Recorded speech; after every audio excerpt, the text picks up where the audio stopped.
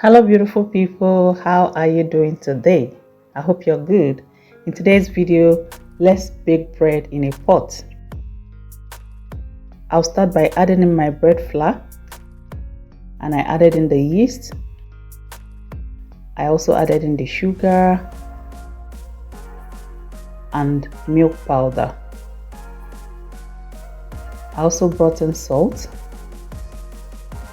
and I added a little cinnamon powder. You can use either cinnamon or nutmeg, or just a little, please. Don't overdo it. You might not like it if it's much. And now we'll start mixing our dry ingredients together, and afterwards I brought in the water.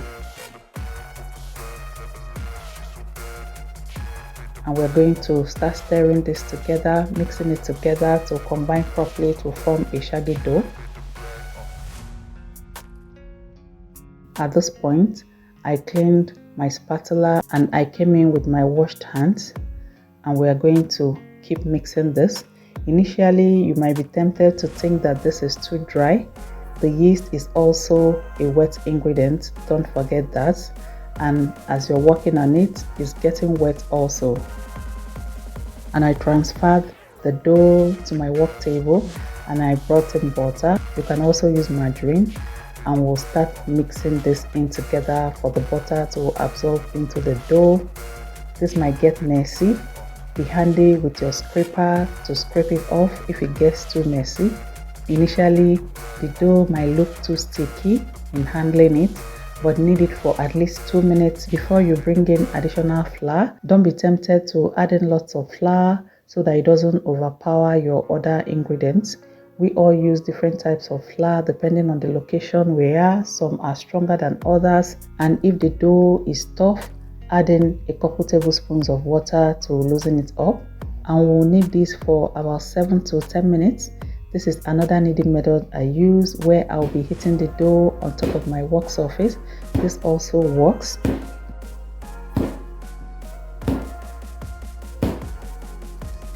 We'll knead it to this point where the dough is no longer sticking to my fingers and is soft and nice.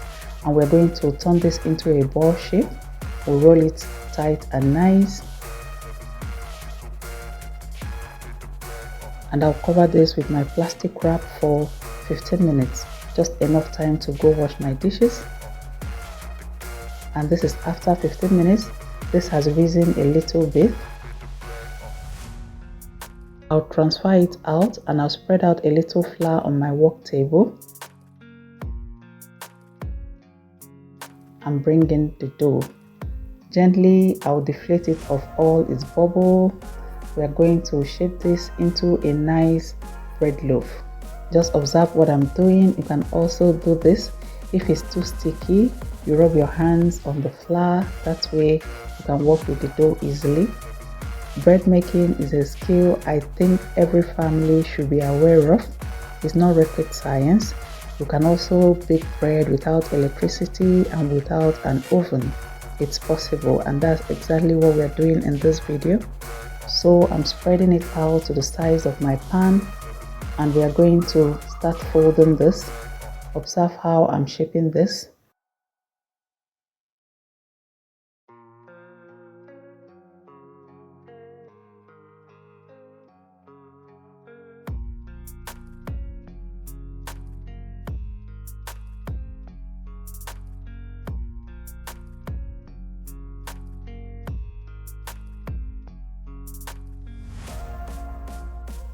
And when we get to the edges, I'm going to pinch it tightly so that it doesn't open up.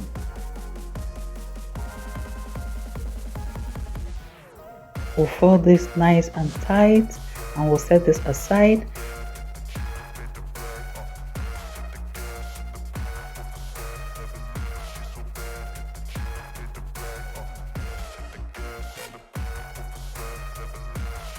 And in my pan, I'll add in a little vegetable oil. I'm using pan size 10 by 4.5 by 2.5. And we're going to grease this generously. You can use your pan spray or any cooking oil. That way the bread wouldn't stick to the pan. And I brought in the dough. I live in a warm country, so I'm going to allow it on my counter here to rise and proof. If you live in the cold regions like the US or the UK, please, you have to send this to a warm place to proof for up to 1 hour or until it doubles in size. And living in the warm regions also, when there are cloudy days or rainy days, this might take more than 1 hour, and this is 15 minutes later. Our dough has risen so well. And here on my gas cooker, I'll light it up. And please, we are not cooking on high flame. I'm going to reduce this to low flame, and I'll bring in my pot. I also added a stove stand. This will give the bread a stand to bake nicely, and we're going to cover this for up to 5 minutes to heat up the pot. And after 5 minutes, we'll get back to it. Please wear your protective gloves because the pot is very hot at this point. We brought in our dough, and we're going to cover this tightly and bake between 30 to 35 minutes. Please note that you shouldn't use a pot cover with holes or air vent.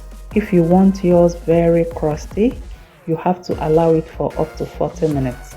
And note that the crust is coming from underneath, and this is 30 minutes later. This is how mine looks like. By this time, you could perceive the aroma of the bread all over your kitchen. And we are going to transfer it out from the bread pan to a cooling rack. You have to wait for your bread to cool completely if you want to cut it, and you're not finishing the whole loaf immediately. But if you're to finish the whole loaf immediately, you can go ahead and enjoy as you wish, because the bread continues to still cook when it's out from the oven. I want to use this opportunity to say a big thank you to all my subscribers. You all make my day worthwhile. Thank you for checking out my videos. I really appreciate that, and God bless you richly. And please, if you've not subscribed to my channel, please subscribe, like, and share my videos and get amazing contents like this. Thank you so much. And let's cut into this delicious bread. And here is a slice. You can decide to apply butter on yours before taking it. You can also take it as it is. This bread is so fluffy, it's so soft. You can also make this and let me know how it came out for you in the comment section. I hope this video was helpful to you. I'll be glad to hear your questions or your suggestions in the comment section. Remember, at Glory Homemaker, we give you value for your time. Thank you for watching, and see you in my next video.